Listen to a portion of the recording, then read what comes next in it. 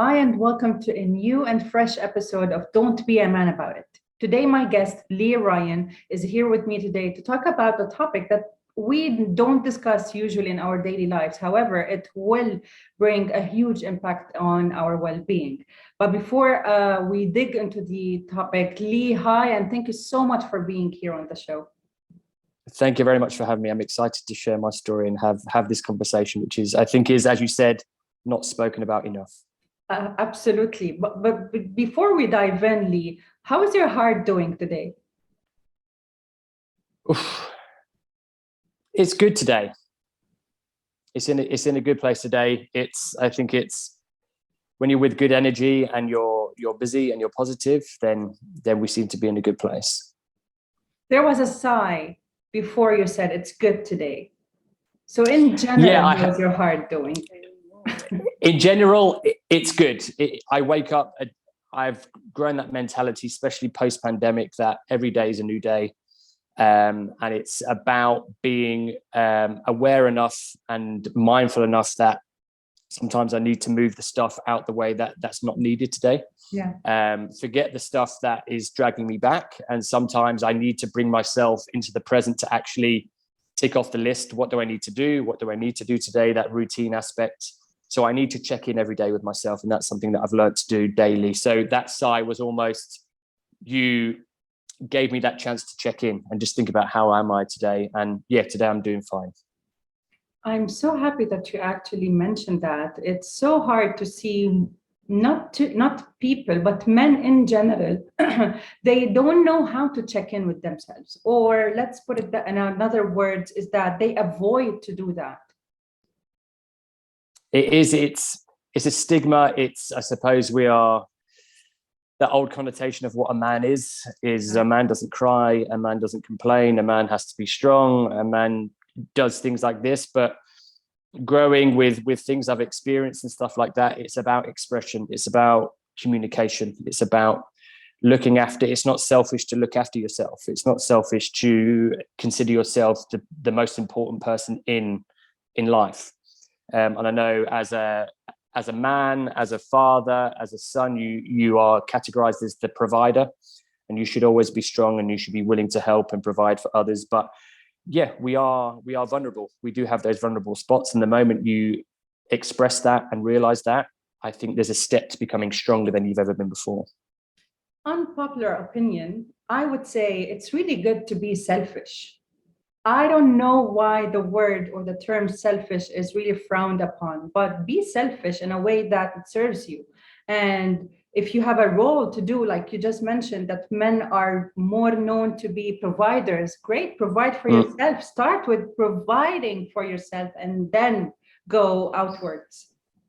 Exactly, because it's about looking after yourself. So you have to be the best person, mindful in your mind, physically and mentally, to be able to be the best person for anyone else. So if you're in a work environment, in a family environment or a sporting environment, you have to care for yourself. You have to be 100% before you can give anything to anyone else. And Absolutely. Sometimes the terminology that I use a lot is burning the candle at both ends, giving too much and not saving enough for yourself.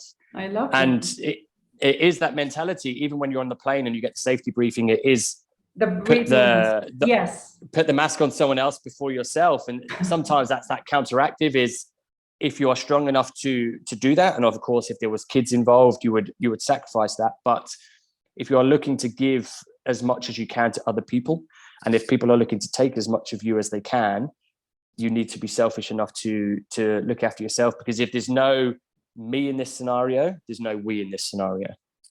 I absolutely love it. Yes. Lee, we missed, because we went directly into the topic, we missed introducing you. So you're an athlete, you work at Adidas, you are the holder of 5 Guinness World Records. I love what you post on your Instagram. Like, for someone, like, I'm speaking for myself here, I went for running. I started running in 2019 and then I stopped in 2021 because I thought it's not for me, but I keep trying to stay active. Your stories are the reason why now my running gears are ready and I want to get back to it. So thank you for doing that. But who is Lee? What brought you to this running thing, and what is motivating you to keep doing? And I love where you say run for your life. I've read that somewhere. Yeah. So tell me more. Who am I? That's a great question. I think I'm still trying to discover that aspect. I'm still a student of sport, of life. But yeah, I work for Adidas, so I'm the regional lead for Adidas Runners, which is a community lead by Adidas here. So everywhere that Adidas is visible within a retail space, we have a community initiative. So across the MENA region, we have close to 10,000 members in our running clubs, and we call it a running family. It's people first, everything else second, and that's that narrative. We want people to understand that their journey has a place, their reason has a place, and it doesn't matter how fast you run or how far you run, you have a place within our community, and that's what it's about. But from my perspective, from an Adidas narrative, our tagline is sport has the power to change lives. And I think that is quite prevalent when it comes down to health and fitness, when it comes down to the workplace. A lot of employers will see participation in team sports or activity on health and fitness is a massive plus when it comes down to interviews and stuff like that. But from my perspective, my world records and my challenges and my endurance challenges have come from a lot of life trauma. I lost my son. My son was stillborn after 9 months. So my wife, he was born sleeping. So we had to say goodbye before we got the chance to say hello. And a couple of years later, I lost my mum to cancer after a very short and intense battle. So a lot of my challenges have been a method of grief for me, a method of finding my own space, having conversations, finding a moment to be emotional and cry, because within the beginning, that man's presence, that father figure, that dad, that husband, that partner of stability, I felt I couldn't show vulnerability and emotion in front of my partner because she had to go through the entire burden of carrying a baby and giving birth. So for me, these challenges, what running gives me, it makes me the person that I am. And there's that fine line between, am I training or am I exercising? And I would say 80% of my running is about exercise. It's about exercising the mind, the body. I run if I'm stressed. My wife would say it's my addiction. I don't do anything else. I don't spend money on unnecessary material things, but I enjoy my running, and I've enjoyed the people that I meet. I enjoy the vulnerability of learning something new every day. I've been doing this for 25 years now, and I still don't know everything. I'm still learning. I'm still inquisitive, and that's my motivation. I've understand now that it's a part of my life, and that's what keeps me going. If I don't run, I feel itchy. My days aren't planned properly. If I don't run in the morning, then I can notice there's a mood change. There's a change in my work ethic. There's a change in my mindset. So now it's a lifestyle as opposed to an addiction, I would say. I'm so sorry for your loss. And I can only imagine the pain of losing a child. How did, not running, but how did your partner also help you with your grieving as a couple? Because I know that grief comes differently for people. So you have to go through your own journey, and you chose running as your outlet to let it out, and as you said, to exercise. How about your partner, and how about you as a couple? I think for me, I can't emphasize enough how much more I fell in love with my wife through such a time. The strength that she showed, obviously, it was, if by far, one of the hardest things we've ever experienced, and I don't think we'll experience anything like it again. And I know people have experienced it before. And again, it comes down to that communication. We thought we were alone in this scenario, but once we've communicated, we found out it happens to many, many people. But just the strength that she showed, how she's not masked it, but how she just brought herself forward. And then the help in my grief was, I still think I'm grieving at some times. There's times when I still get emotional about things, when I think of my son Michael and I think of my mother, and I think I'm settled enough to know that it's never over when it comes down to that grief perspective, because we have those dates that matter. But just the strength and the mum that she is now to my two daughters, I have a 7-year-old and a 5-year-old, and just the strength that she holds to, and the confidence and the vulnerability to be able to carry another child again, and not take the blame. And it was just such a hard challenge, but we made it clear. We were quite open to asking direct questions to the people that knew about this situation, and not skimming around it, not avoiding the conversation. We just wanted to know factual things, percentages, what would happen, could this happen, what is the worst case scenario. And I think that expression of communication did help both of us in just understanding how we move forward together. Thank you for sharing, and bless your little daughters. Do they like to run with you? They're very active. They run with me. This week, I think both of my daughters have had 6 swimming lessons, but we make sure we keep it fun. That's the whole purpose of it. This is it. And this is my love for it. I still love it. I have my bad days. I have my good days. Dubai summer at the moment is tough, but deep down, there's an underlying enjoyment and fun aspect to it. And at the moment I lose that is the moment I stop. And when it comes down to health and fitness, we play games, we exercise, we're not rigorous, we're not. And they enjoy it. If they're smiling and they're moving and they're laughing and joking, mission accomplished. Mission accomplished. It's a massive tick as a parent to see them having fun and playing. And it's about just not putting them on the pedestal or putting them under pressure to perform. If they're having fun, that's the biggest positive I can take. I want to go back to when you said you check in with yourself on a daily basis and you do your best to stay in the present moment. And if we were to define what that is, this is being mindful. This is mindfulness. Yeah. So what is mindful running? Because when I used to run, I was not running to exercise or to train. I was running to just, I have this huge load on my chest that I just wanted to be gone, and running helped me with it. It helped me clear my mind. It helped me be more thoughtful when it comes to decision making. Surprisingly, and people wouldn't believe it, I was like, I came up with that decision when I was running. So, and I came to learn that this is what mindful running is. No music, nothing, just me and my thoughts, and actually trying to shift my inner talk. So tell me more, what is mindful running and how is it beneficial to us, and how can someone start? I think it comes down to the reason why you're starting. And yes, you don't have to be training for anything. You don't have to be exercising to get better at running. But it's about, I think from a running perspective, it's on paper, it's quite an individual, it's a lonely sport. You'll go out running. Thankfully, we have a running community here that we can go out together and forget those worries and just connect with like-minded people, which is vitally important. But it's being confident enough to be on your own and enjoy your own company. Now, I'm an only child, so I've got that heads up. And I know a lot of people are what I call social butterflies. Like my daughters are stuck together all of the time. The moment they are separated, they change personalities because they're like, where's my friend? Where's my best friend? But from a mindfulness running perspective, it's understanding from the start why you're doing it. What do you want from this scenario?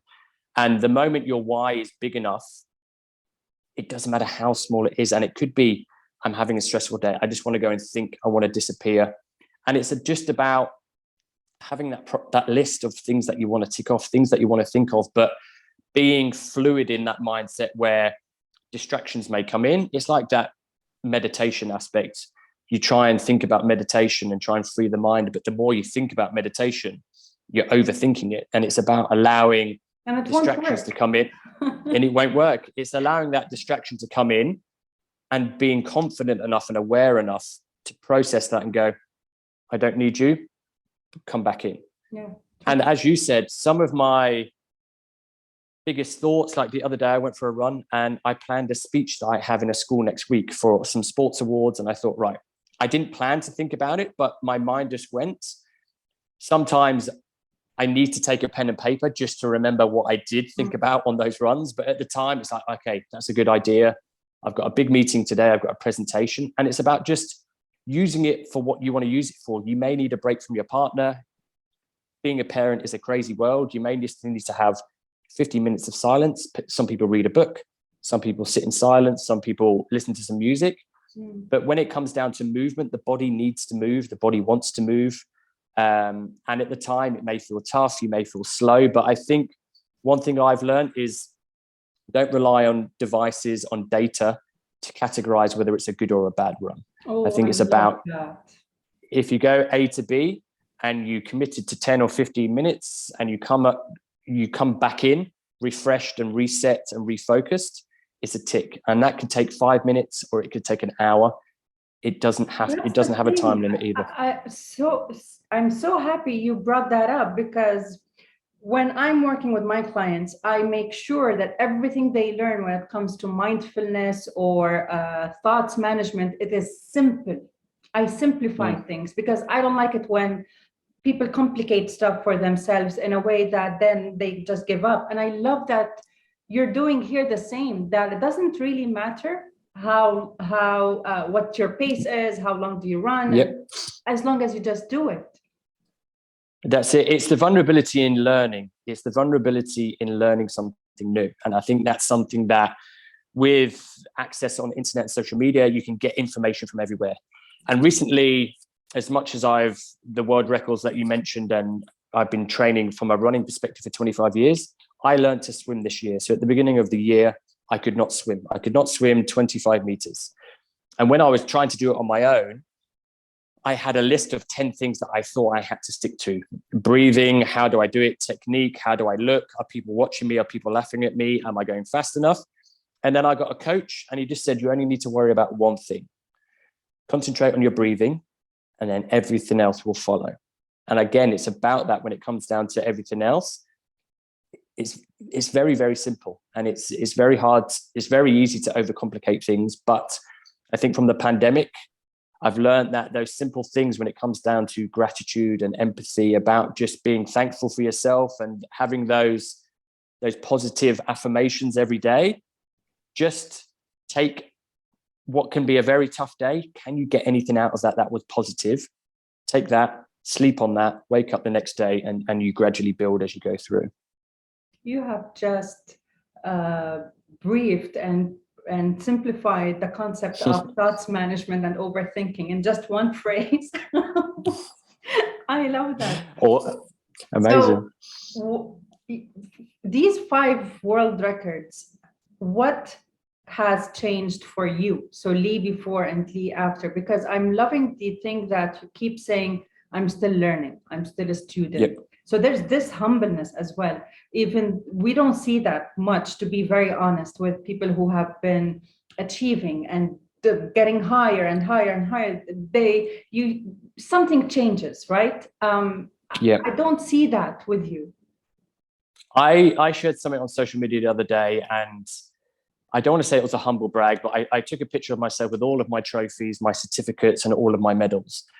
And people put me on this pedestal because I am the community lead and they see me breaking these records. They just assume things are successful, things are easy, things happen like this because you are who you are.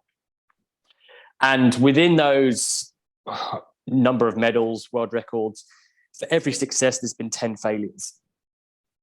And that's what people need to understand. You don't see that. And social media, you get access to so many videos of people training or people performing and people winning. People don't see what happened before that. The bravado of these professional athletes that can have that attitude of dominance and stuff like that.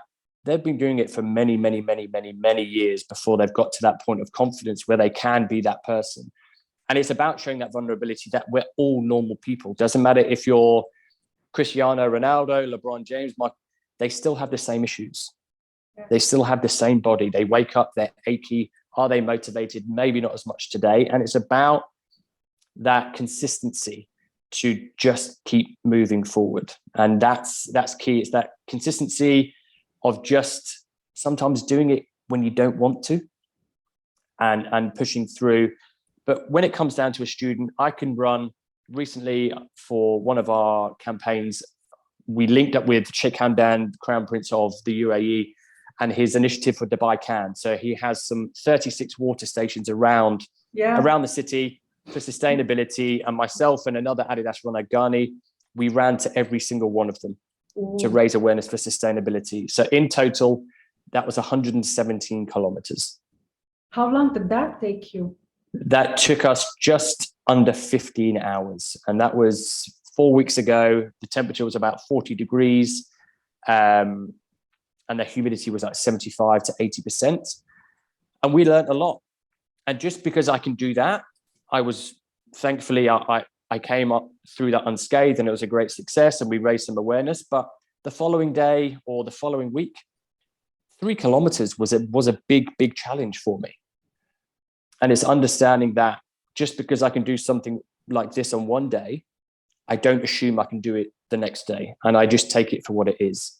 And people say that, but you can run a marathon, 5K is easy for you. It's like, no, 5K can, on some days, can be one of the hardest things I've ever tried. True. That's true. But it's taking that ego and that expectation and that social media presence out of that, and taking the thought process of the opinion of others is no business of yours. Sometimes society now, we're doing it for recognition and likes and follows, to put it on social media, and we're thinking about, what shall I write for my post before we've actually finished the challenge itself. And I say that to my community. We run some races, and I'm like, don't think of what the finish line photo is going to look like before you've got to the start line. We've got a long way to go before we get there. And it's simplifying it.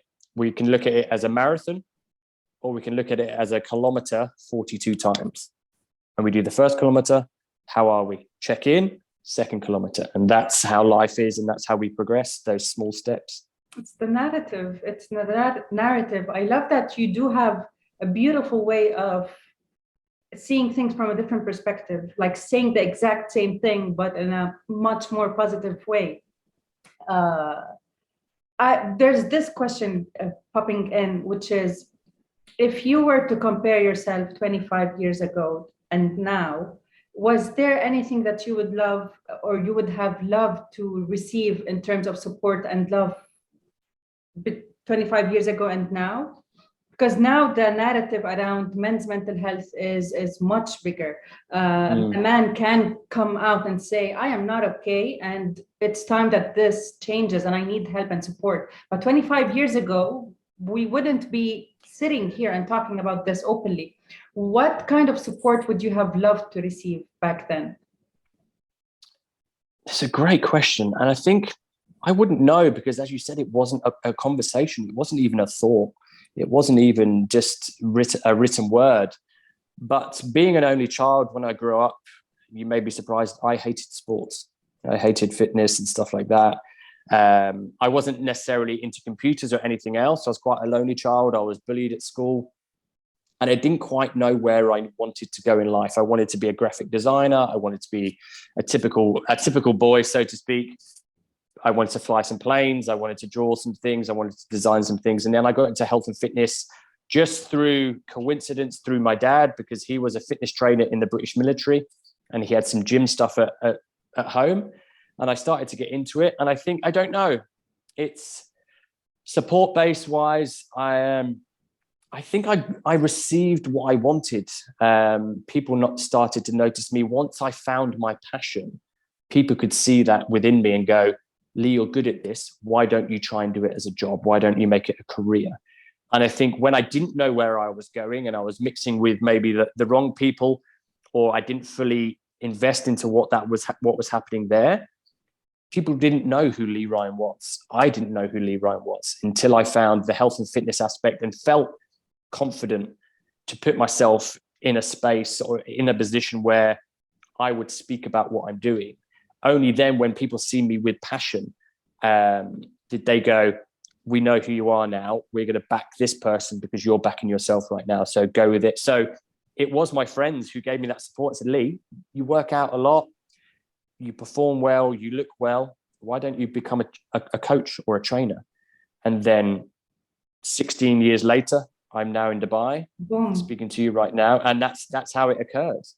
It's those moments. It's putting yourself in the right place at the right time. And once in a while, you'll get noticed, or you have that right conversation with the right person, and then doors open. And that's as simple as it can be. And is it easier for you to follow and pursue your passion as you're working at Adidas? Does it make any difference? Yes, 100%, because just the ecosystem and just the culture of what Adidas is, it just embodies health and fitness and sport. It allows me it's given me that platform to be able to project my passion to other people about running, about showing them value in their story, showing them worth, looking them in the eye and letting them feel seen, and speaking to them on a level of whatever you want to do with your running, with your health and fitness, whether like the fitness industry here is quite young, as is the UAE. And people always put a pedestal on if you're not a runner until you run a marathon. Yeah. And the way I frame it up is whatever your marathon is, we'll share that success and we'll celebrate that success. So if 1 kilometer or 5 kilometers is your marathon, we will celebrate that. Let it be. It doesn't have to be 100 kilometers or 42 kilometers. If this is your goal, if this is your moonshot, if this is your reason why, as a community, as a leader, we will celebrate that, and we will give you every tool you need to be successful and feel successful. I totally agree with this. The first time I started running, I did on my first run 2 or 3 kilometers. And I was like, wow, I did it. And then my second run and my third run, I ended up doing 8K. And one day my friend, he came to me on his birthday and he was like, Ray, I want to run on my birthday 34K. And I was like, good luck with that. All I can do with you is run a 4K and get you some muffins. He was like, all right, I'll take the 4. So we started running. He was like, listen, you already did the 8K. Why not run with me 8K? I was like, yeah, you have a point. Let's do that. We kept on running, Lee. We kept on running until I was like, doesn't feel like an 8K. How long do we still need? He was like, I just need to break it out for you. But we just ran 11K. We still have one. You can do it. Yeah. I'm like, oh my God. It's all the, I love the concept of 1%. And I love it because it simplifies things again. So as you mentioned, if you can just run 1K, add one more and add one more and add one more and then when you're done, and you can try again the next day. And without sounding that cliche, it's about the journey, not the destination. And I know we've heard that many a time. It's about 100% enjoying the process, finding the fun, and being patient. A lot of people are in a rush. It will be a knee-jerk, there's something happening next week. I need to run 20 kilometers in 2 weeks. And it's like, well, don't undermine the journey and the success you will get. And it is about being patient enough to progress by 1 kilometer at a time. Because no matter who it is, how successful they are, how skilled they are in ability, whether it be mentally or physically, they all had a day one. They were all a beginner once. And the only way they got there was by that incremental 1%, turning that dial 1 notch on your cooker to turn the gas up a tiny bit, whatever it may be, whatever mechanism works for you. But everyone had to have a day one. Everyone needs to remember that. Walking into a gym, which is quite a scary environment for people, or joining a running club that you think everyone's going to be super quicker than you, you will find out people have gone through this and they will share their story and they will empower yours and share yours. And that's how we move together culturally as a community for the better. Well, Lee, here's another cliche for you. Thank you for being the change we want to see in this world. Really, from the bottom of my heart, I really appreciate, one, you did not just create a strong community, but also a compassionate one. And people are basically just doing what they can with their capacity, with their pace, and you're allowing that. And by sharing your story, by being vulnerable, by just showing up authentically. So thank you so much for that. My last thing to say is, or to ask, recently we have celebrated Father's Day. How did you celebrate, knowing that now you have 2 beautiful daughters and at the same time it could be a trigger for grieving your son? Yeah. Yes, I did have a thought from Michael. And every time we see a star in the sky, we do so a small prayer. My daughters know about their older brother. So every time they see a star, they will say, there's Michael, Mummy and Daddy, we can see Michael, and we'll remember him at special times. But the flip of the coin, without being too brass, if we had Michael with us today, which would be an absolute blessing, we wouldn't have Lily and Sophia. We wouldn't have the two personalities that we have now. I can see, because we held Michael for a number of days just through our grieving process before we said goodbye and we had the funeral. I can see Michael. We can see Michael in our daughters now, expressions, mannerisms, and stuff like that. But yeah, I got presents. I got handmade cards, and it's that simplistic, non-material. My daughters made me a card to say, "Daddy, you're amazing. You're our superhero." And this fills my heart. And we call it Team Ryan. It's a we scenario, not a me scenario. So yeah, it was a lovely day. And it makes me very proud to be a father. It makes me very proud to speak as a father, as a man, to other fathers out there, because I know they find it tough.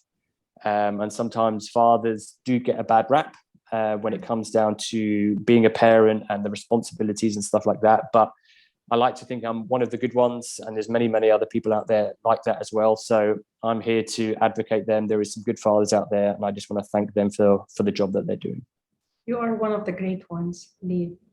Thank you again for coming to the show, for sharing the story. Is there anything you would like to just wrap this episode with for men listening to the show? Just be vulnerable, learn every day. We're all going in the same direction, which is forward, but we're all on our same journey. And sometimes we may need to pause that journey. We may need to slow it down. We may need to speed up, but just be confident in what you're doing. Look after yourself. Try not to put too much pressure on yourself when it comes down to supporting everyone. Support yourself first, and you'll be that foundation for everyone else. You heard Lee. Thank you again. Thank you so much. And I'll see you in the next episode. Don't be a man about it. Bye.